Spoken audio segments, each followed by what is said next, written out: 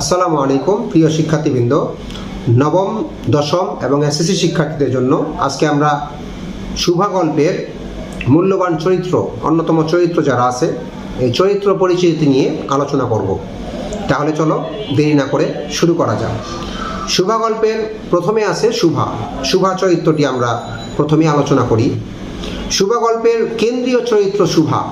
বাবা তার নাম সুভাষিনী রাখলেও সে কথা বলতে পারে না। মা তাকে নিজের ত্রুটি স্বরূপ গর্বের কলঙ্ক মনে করতেন। বাবা তাকে অন্য দুই মেয়ে অপেক্ষা বেশি আদর করতেন। শুভা কথা বলতে না পারলেও অনুভব করতে পারত। তার বড় বড় কালো চোখের উজ্জ্বল দৃষ্টির ভাষা বুঝতে কারো অসুবিধা হতো না।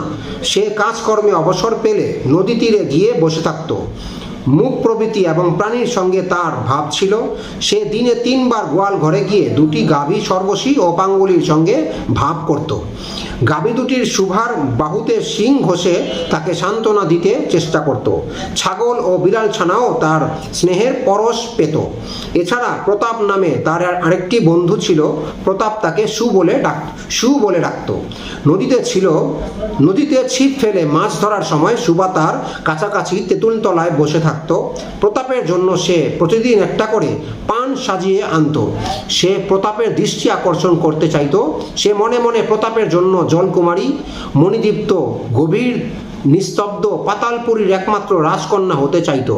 আর তার জন্য সে এক অলৌকিক ক্ষমতা প্রত্যাশা করত। পূর্ণিমা রাতে সে নিস্তব্ধ ব্যাকুল পূর্ণিমা প্রকৃতি উপভোগ করত। বিয়ের উদ্দেশ্যে তাকে কলকাতায় নিয়ে যাওয়ার আয়োজনের সময় প্রতাপের কথায় সে মর্মবিদ্ধ হরিণীর মতো আহত হয়। যাওয়ার দিন স্থির হলে শুভা গোয়াল ঘরে বাল্য সাথীদের কাছ থেকে বিদায় নেওয়ার সময় অশ্রু সিক্ত হয় এবং শুক্লা দ্বাদশীর রাতে চির পরিচিত পরিবেশ ছেড়ে চলে যায়। যাওয়ার সময় সে চিরচেনা প্রকৃতি, পরিবেশ ও মাটিকে বলে তাকে যেতে না দেওয়ার জন্যে। এরপরে আছে বাণীকণ্ঠর চরিত্রটি আমরা আলোচনা করি। শুভা গল্পের অন্যতম চরিত্র বাণীকণ্ঠ শুভার বাবা। তিনি নদীর তীরে চণ্ডীপুর গ্রামের সচ্ছল গৃহস্থ।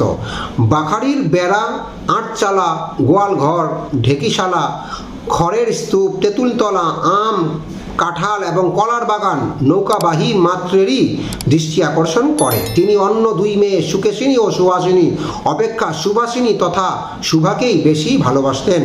সচ্ছল অবস্থার জন্য বাণীকণ্ঠের শত্রু ছিল। তারা শুভার বিয়ে নিয়ে নানা কথা বলতে শুরু করে। কন্যাদায়গ্রস্ত পিতা হিসেবে তিনি সব লোকনিন্দা সহ্য করেছেন। অবশেষে সৎ পাত্রস্থ করার জন্য মেয়েকে কলকাতা নিয়ে যাওয়ার আয়োজন করেছেন। তিনি স্নেহ মমতা বোধ সম্পন্ন এবং আত্মমর্যাদার অধিকারী একজন পিতা। সংসারের গুরুত্বপূর্ণ সিদ্ধান্তের সময় তিনি স্ত্রীর সঙ্গে পরামর্শ করেছেন, তার মতামত নিয়েছেন। গল্পে কোথাও তার অর্থ, বিত্ত, অহংকার এবং পরিবারের লোকদের প্রতি দায়িত্বহীনতার প্রমাণ পাওয়া যায়নি। তিনি একজন যথার্থ দায়িত্বশীল ব্যক্তি। এরপরে আসবে শুভার মা। শুভা গল্পের অন্যতম নারী চরিত্র শুভার মা। তিনি বাণীকণ্ঠের স্ত্রী, 3 কন্যা সন্তানের জননী। শুভা জন্ম থেকেই কথা বলতে পারে না বলে তিনি মেয়েকে নিজের ত্রুটি স্বরূপ দেখতেন। তিনি শুভাকে তার গর্বের কলঙ্ক জ্ঞান করতেন এবং মেয়ের প্রতি তিনি অত্যন্ত বিরক্ত ছিলেন। তিনি শুভাকে বিশেষ আদর যত্ন করতেন না। তবে লোকনিন্দা থেকে বাঁচতে মেয়েকে পাত্রস্থ করার সিদ্ধান্তে তিনি স্বামী বাণীকণ্ঠের সঙ্গে একমত হয়েছেন। মেয়েকে দূরে নিয়ে গিয়ে বিয়ে দেওয়ার কথায় তিনি রাজি হয়েছেন। এরপরে আসবে প্রতাপ। শুভা গল্পের অন্যতম পুরুষ চরিত্র প্রতাপ। সে গোসাইদের ছোট ছেলে, নিতান্ত অকর্মণ্য।